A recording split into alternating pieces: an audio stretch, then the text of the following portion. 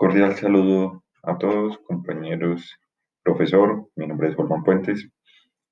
Para dar respuesta a las preguntas formuladas para la actividad de video, a continuación genero mis conceptos. Entonces, pregunta número uno. La importancia de la gestión de la integración en el desarrollo de un proyecto de inteligencia de negocios. ¿Cuál es la importancia aquí? O la importancia de esa gestión de la integración. Es porque es la encargada de la descripción de la función de cada uno de los grupos de procesos y de sus actividades. Y en ella se integran los diferentes componentes de los procesos de las fases del proyecto. Entonces, aquí es donde se abarcan las actividades necesarias para gestionar los documentos del proyecto, para asegurar la coherencia con el plan de dirección del proyecto y los entregables del producto. Aprovecho acá para dar unas características de esta gestión de integración que son las que debe asumir ese director de proyectos, que es donde, acá es donde implica tomar decisiones respecto a dónde concentrar los recursos y los esfuerzos. Permite anticiparse ante posibles polémicas. Consiste en coordinar el trabajo para el éxito del proyecto en general, no solo de una etapa o de un proceso específico.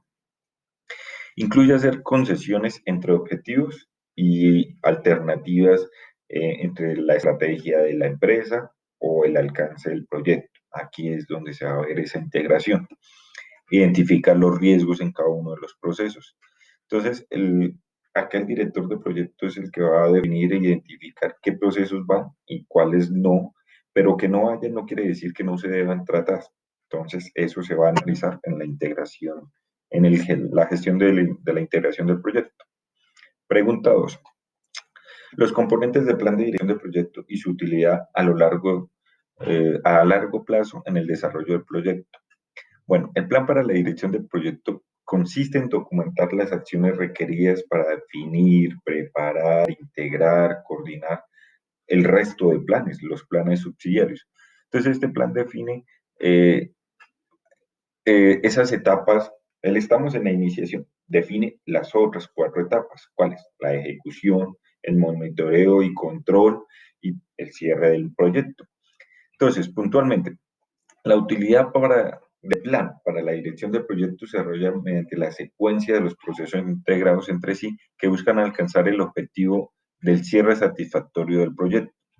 En, en este plan, en este documento, que se va elaborando gradualmente a través de las actualizaciones y se controla y se aprueba en el proceso de realizar el control integrado de cambios. Es un documento que no se hace al principio del proyecto, en su inicio, y queda encapsulado y encerrado en esa etapa. No es un documento que se termina de construir a través del proyecto en sí. Pregunta 3. ¿Qué elementos se deben tener en cuenta para dirigir y gestionar un proyecto de manera exitosa?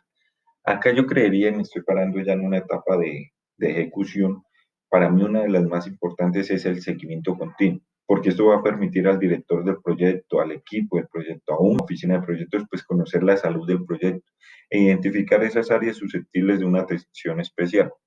Otro es el control del integrado de los cambios. Consiste en revisar todas las solicitudes de cambio, aprobarlas y gestionarlas, verificar que esos cambios sí sean aprobados, sí vale la pena y que no estén viciando el alcance. Yo quiero acá traer y comentarles, como dice la pregunta, es cómo hacer una buena gestión eh, o llevar una gestión de manera exitosa en un proyecto, pues también traer un resumen de unos errores, lo que no se debería hacer. Esto lo tomé, no son recursos míos, esto lo tomé de un libro que se llama Los grandes errores en la gestión de proyectos, de Project Management Advisor, de Lonnie Pacel. Él hizo 18 típicos errores que se presentan en proyectos, que es, pues los voy a leer, me lo permiten. 1, no estábamos tratando el problema correcto, alcance. 2, diseñamos lo que no era, alcance. Utilizamos la tecnología equivocada, integración, tecnología más avanzada cuando entregamos el producto a la que existe en la organización, o lo contrario, cuando entregamos el producto es obsoleta cuando se va a ejecutar o a usar. 4, no diseñamos una buena agenda para el proyecto, planeación. 5, no contamos con el patrocinador adecuado, sponsor que no están convencidos y después pierden importancia esos proyectos porque no hay quien los defienda. 6, equipo no congeniado, comunicación. 7, no involucramos a la gente adecuada, el control de stakeholders. 8, no comunicamos adecuadamente lo que estábamos haciendo. El tema de matriz Rachi y de matriz de comunicación, qué comunicar, cada cuánto y cómo comunicarlo y a quién comunicarlo. 9, no prestamos atención a los riesgos del proyecto, importantísimo. A veces hacemos la matriz de riesgos desde un inicio y nunca se hace ese seguimiento a través del tiempo. 10, el proyecto costó mucho más de lo que se esperaba, no un control seguimiento, un seguimiento continuo al presupuesto. 11, no comprendimos ni informamos el progreso de acuerdo con el plan, comunicación. 12, intentamos hacer demasiado. Entregar más no quiere decir que sea bueno. 13, no realizamos suficientes pruebas para verificar que al final sí fuera funcionable. 14, no supimos instruir al cliente. 15, no tiramos del enchufe el proyecto cuando deberíamos haberlo hecho. Lo comenta acá y lo coloca también como una forma heroica y está bien vista profesionalmente un director de proyecto de decir que el proyecto no tiene un alcance definido, no va a una meta clara, no hay un sponsor que esté ahí con él. Entonces es válido a veces decir cerremos, porque hay que cerrarlo, liquidar, así el proyecto no haya llegado a su fin o entregar un producto, se liquida en vez de continuar desgastando recursos humanos, recursos monetarios, desgastando el tiempo a un proyecto que igual va a ir al fracaso. 16, tropezamos en la línea de meta. Por eso han aparecido metodologías como la Agile que a veces que piden entregar productos mínimos viables para saber si es funcionable, porque a veces el cliente se le deja al inicio y vuelve a aparecer hasta el final, cuando él va a recibir el producto y no era lo que quería al inicio. 17, el vendedor no cumplió con lo de debía. Y 18, no teníamos un plan B por si el producto fallaba. Vale. Ahora vamos con pregunta 4. ¿Qué importancia tiene la gestión del conocimiento para el desarrollo de un proyecto de inteligencia de negocios? Normalmente las acciones tomadas en los procesos de un área de conocimiento pueden afectar otras áreas relacionadas. Por ejemplo, un cambio en alcance puede afectar el costo del proyecto, pero no necesariamente en la comunicación. Entonces, estas interacciones entre áreas requieren efectuar concesiones entre requisitos y objetivos del proyecto. Eh, vale. Pregunta 5. ¿Qué se debe tener en cuenta para definir adecuadamente el alcance de un proyecto de inteligencia de negocio? Bueno, acá está y entramos con la gestión y el proceso de alcance del proyecto. ¿Qué es? Es definir y controlar qué se incluye y qué no se incluye en el proyecto. Entonces, es necesario que se integren apropiadamente con los otros procesos de las áreas de conocimiento, de forma que tal que el trabajo produzca como resultado la entrega de alcance del producto. Aunque los procesos se muestran como componentes diferenciados, sus interfaces bien definidas en la práctica se superponen entre cada uno de los planes. O sea, la idea no es que cada plan se construye por separado y después se unifica, sino todos deben construirse al mismo tiempo.